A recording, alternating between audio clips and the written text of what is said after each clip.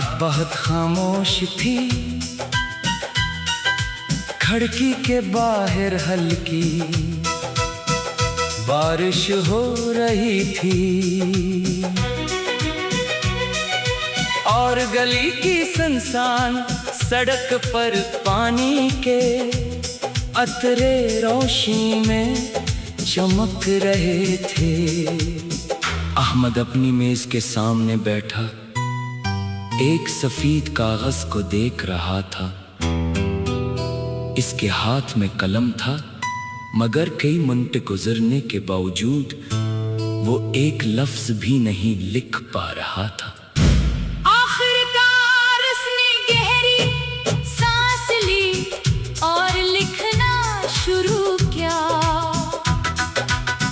कुछ बातें इंसान जिंदगी भर अपने दिल में छुपा कर रखता है, शायद इसलिए कि उसे डर होता है कि अगर वो बातें जुबान पर आ गई तो रिश्ते बदल जाएंगे। अहमद की जिंदगी भी ऐसी ही खामोश कहानी थी। वो हमेशा दूसरों के लिए मजबूत बनने की कोशिश करता रहा। घर में किसी को परेशानी होती तो वो सबसे पहले मदद के लिए पहुंचता। दोस्तों के मसाइल सुनता और इन्हीं हौसला देता, मगर अपने दिल की बात कभी किसी को नहीं बताता था। इसकी एक पुरानी दोस्त थी आयशा। दोनों एक दूसरे को कई बरसों से जानते थे। इनकी दोस्ती में बेहद एहतराम और एतमाद था। वो अक्सर अपने मुस्तकबल के ख्वाबों के बारे में बात करते थे। अहमद को लगता था कि जिंदगी में कुछ रिश्ते ऐसे होते हैं जिन्हें वक्त भी नहीं बदल सकता। मगर हालात बदल गए। आयशा के खानदान ने दूसरे शहर मुंतकिल होने का फैसला किया। जाने से पहले दोनों ने एक दूसरे से वादा किया कि राबता कायम रहेगा। इब्तिदा में फोन और पैगामात का सिलसिला जारी रहा, मगर वक्त के साथ मसरूफियात बढ़ती गईं। बातें कम हुए और फासले बढ़ते गए। अहमद हर बार सोचता कि शायद कल बात हो जाएगी।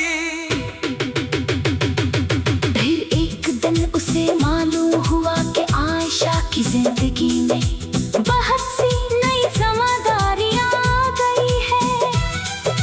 अहमद ने फैसला किया कि वो उसकी जिंदगी में मज़ीद उलझन पैदा नहीं करेगा।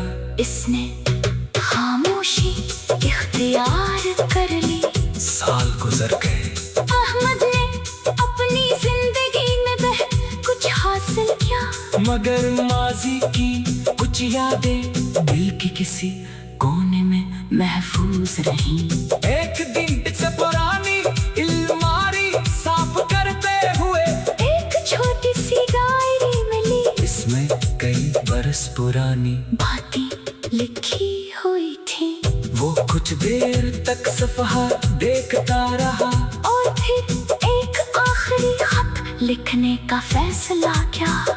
इस खत में ना कोई शिकायत थी न कोई साम, सिर्फ दुआएं थी। अगर कभी तुम्हें ये खत मिले तो सिर्फ इतना समझ लेना कि मैंने माजी को भुलाने की कोशिश नहीं की, बल्कि इसे अपनी जिंदगी का एक खूबसूरत हिस्सा समझ कर कबूल क्या है।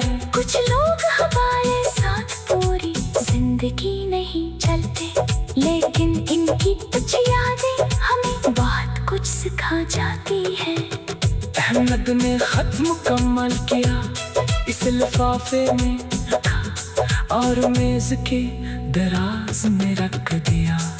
अगले सुबह जब सूरज निकला तो बारिश रख चुकी थी, आसमान साफ था। अहमद ने खिड़की खोली और ताजा हवा को महसूस किया।